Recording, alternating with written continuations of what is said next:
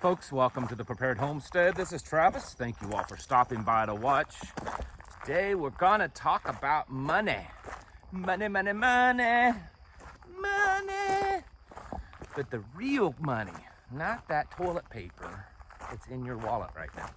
Before I get started, I do wanna apologize for not getting out an afternoon video yesterday, but it was for good reason and I wanted to tell you about it. Yesterday afternoon, my wife and I met with an organization locally about the potential of using their property and their convention kind of center and everything so that we can host another Prepared Homestead Expo like we did this past May. And we haven't nailed down anything, any decisions with them, whether we are going to go with them or not. They're trying to figure out what's the best price they can give us and that sort of thing. But the point is that things are in forward motion, and we do plan, if the world's still around by then, to have a Prepared Homestead Expo next year, probably. And don't hold me to this, everything I'm saying is just ideas and wants and in the works. And if I had it my way, it would be this way. And well, usually that's not how it works out, so keep that in mind. But we are shooting for the end of May, 1st of June, somewhere in that neighborhood. This last expo we had, I think it was a really big success. I know it wasn't a huge event, but we also didn't promote it heavily because it was our first time, and my wife and I did it, put it all together on our own, and used money out of our pocket to put it all together, and didn't take any sponsors, made it a completely free event. So we didn't want to go overboard, but we realized that people loved it and want more of it, and so we are looking into that. The biggest problem with the last place that we went, that we had our expo at, was that there wasn't enough parking. There just wasn't any parking, and so we're trying to see if there's other places in the area that we can use to kind of fix that problem. We want to make this bigger. We can easily see this being 2, maybe even 3 times bigger than it was this past May. And so we're very excited about that. I would hope that within the next 30 days or so, I can start making some more, hardcore announcements on this.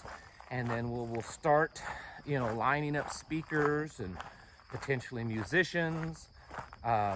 There's some ideas and things that we want to do that will really separate us from other homesteading or prepper type events that you might see around the country.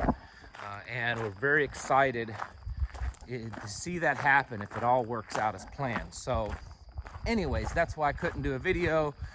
Took us too long doing that.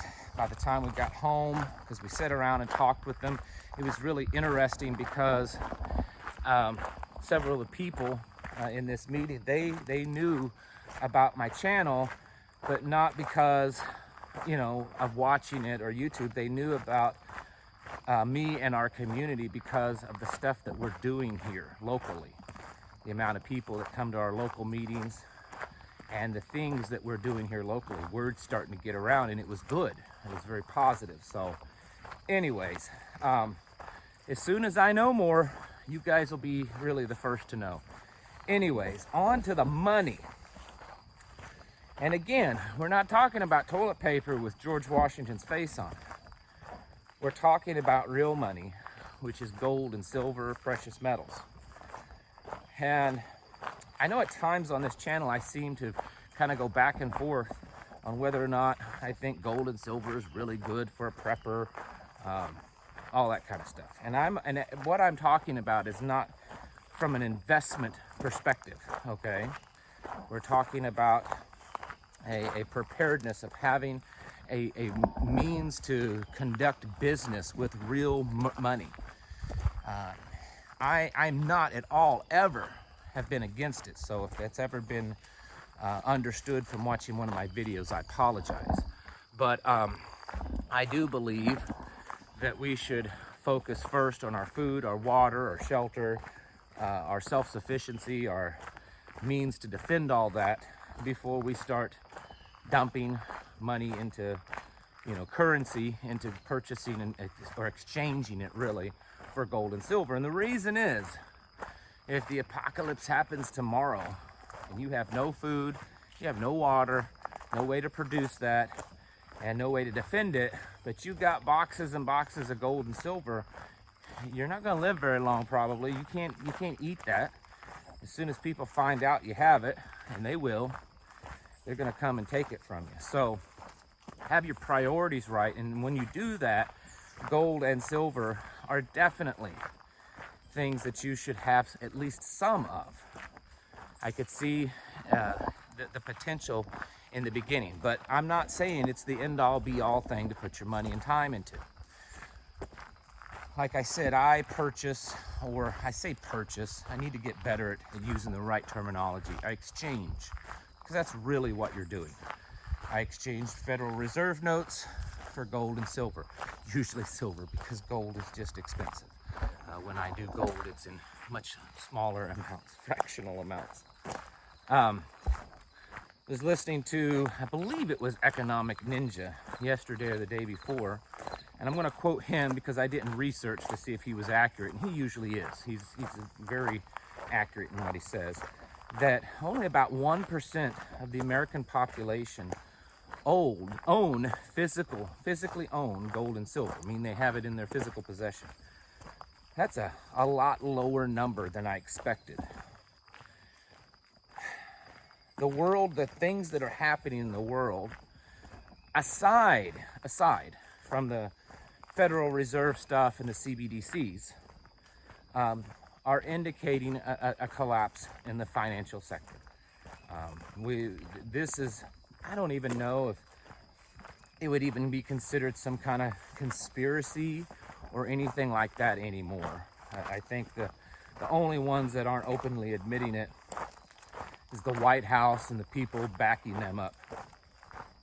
That's where we're headed. I saw something just the other day, a couple of days ago, some stock market guru said that the stock market will drop at least 20% by the end of the year from where it is right now, at least another 20%. So, I mean, that's a crash in itself. Does that mean that it's the doomsday end-all be-all crash? No, but I'd say we're going to hit somewhere between that and the doomsday end-all be-all crash.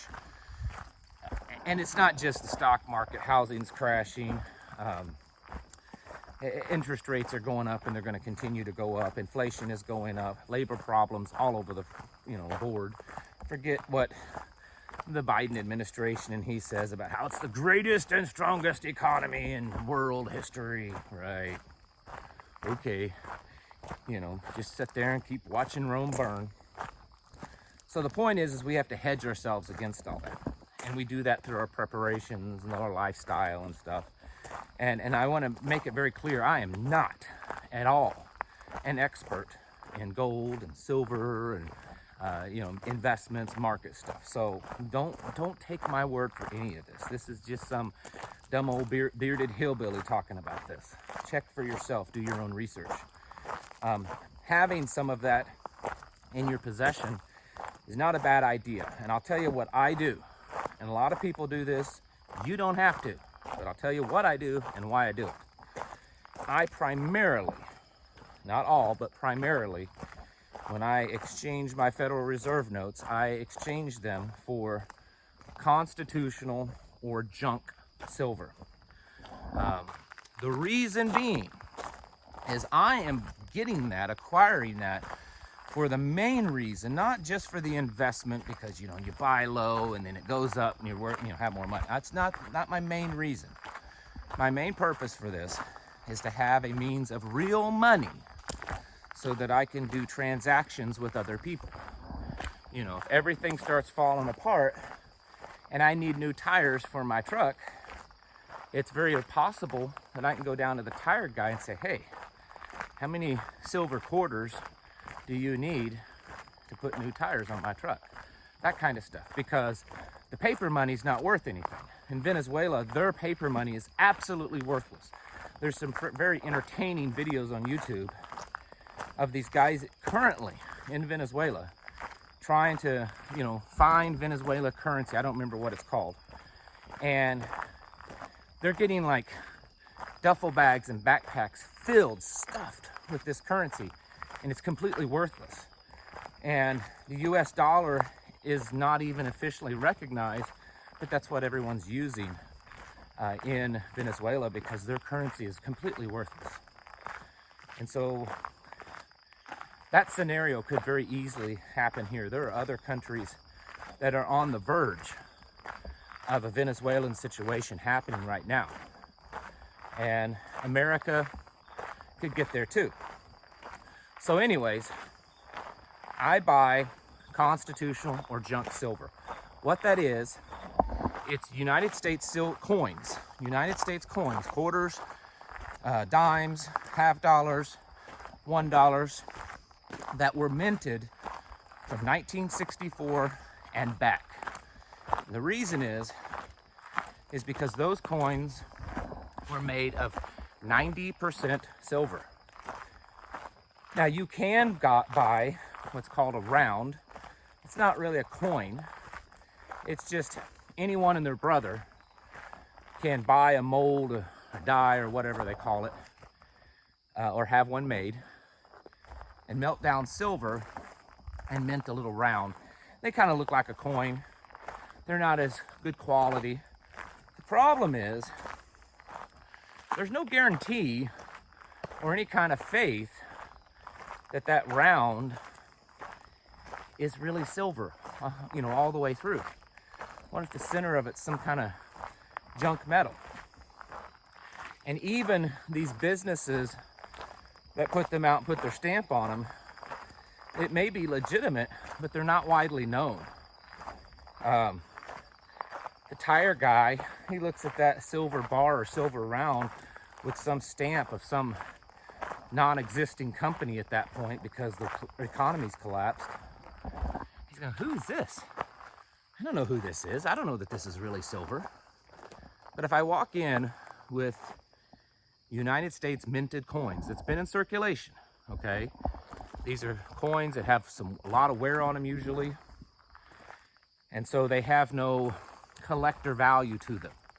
They're just the silver value alone. The whole world recognizes a US quarter, a US dime. And there's a lot of faith that 64, pre-65 quarter is silver.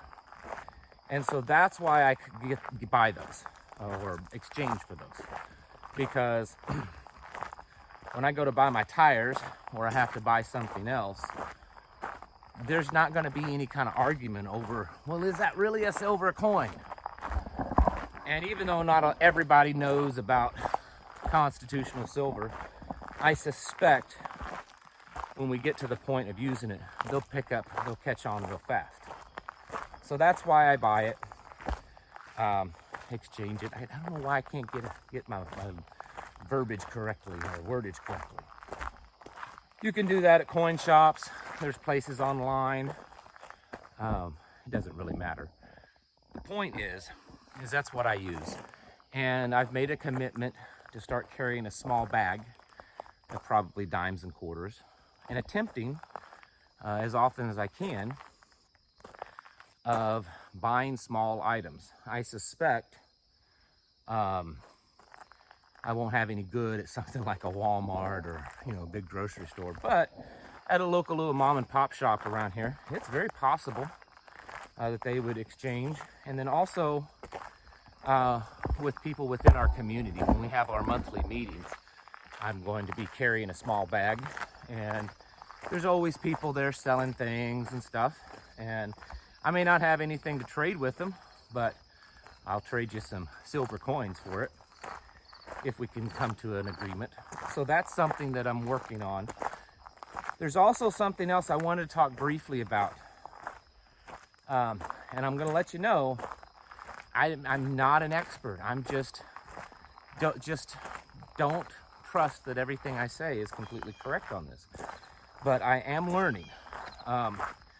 There is I guess an organization, we'll call it that, in Utah called UPMA. That's United Precious Metal Association. Okay, this is a gold and silver depository. It's not where you're buying shares. You're not doing that. You're not buying paper shares of gold and silver, which is a bad deal, meaning that you don't actually own gold and silver.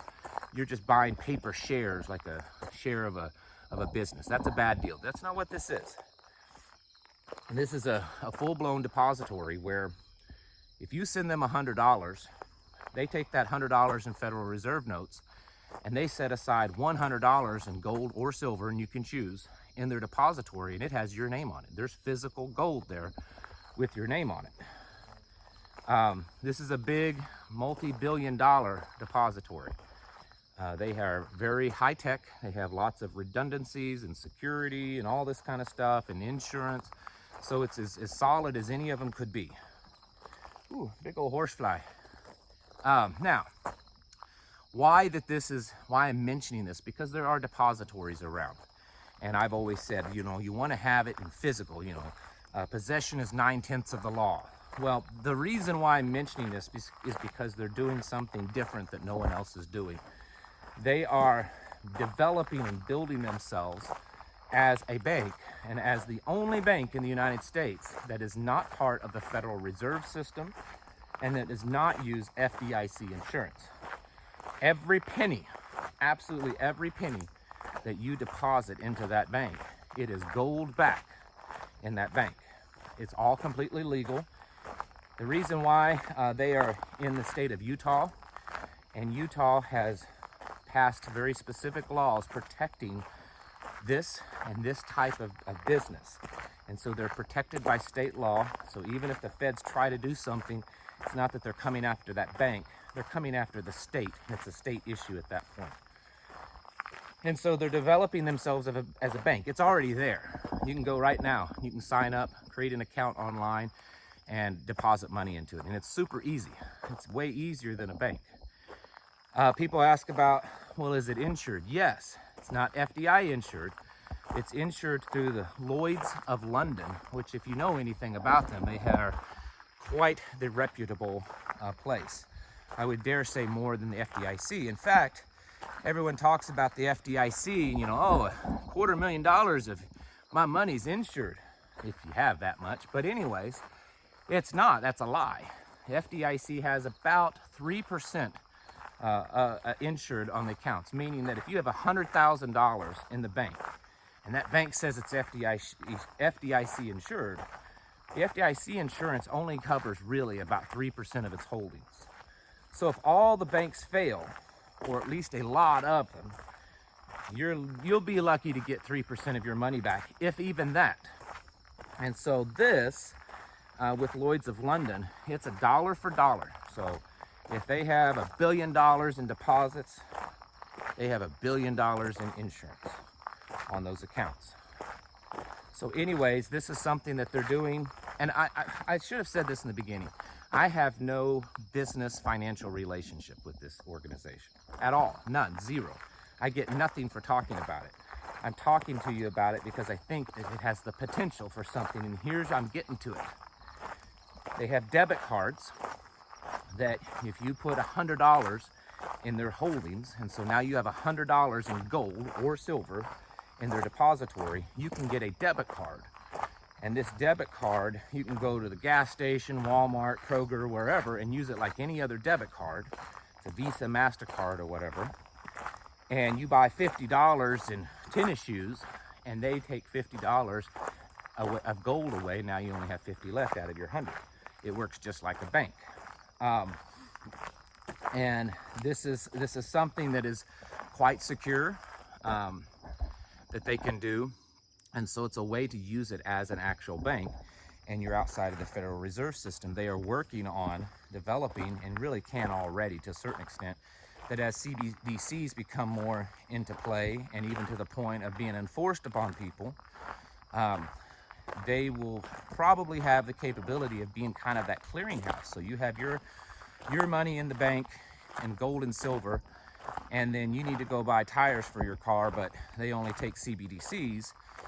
Through that little debit card or something like that, this UPMA will convert your gold-backed money into CBDCs and pay them. So it's not even going through your account. Another good thing about it, I know I'm going really long this morning, but it's very interesting. And I think these are things that we should be looking into. I'm not saying it's for everyone. I'm not saying you should go out and do it. You should look into it.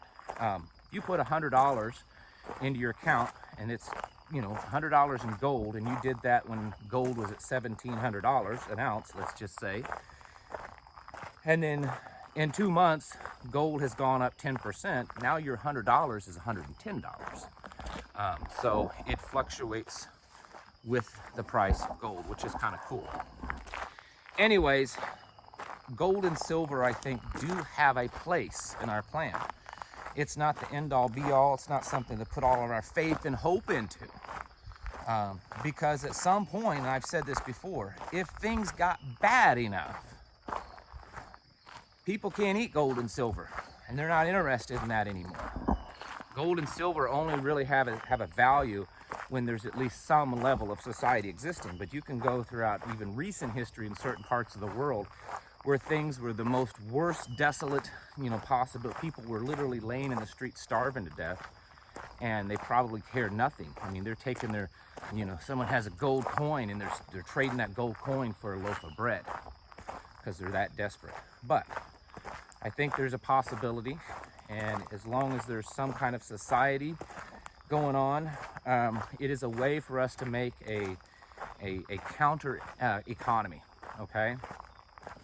And I would encourage you to, you know, look into putting at least a little bit of money away in gold and silver. If you're interested, there's a link in the description below to a company. This isn't the UPMA, it's another company where you can purchase or exchange gold and silver. I've had excellent luck with them. It's the company. If I buy online, it's this company, and you know, it's good prices, good service, everything. Anyways, it's down the link below. Folks, you need to get your houses in order.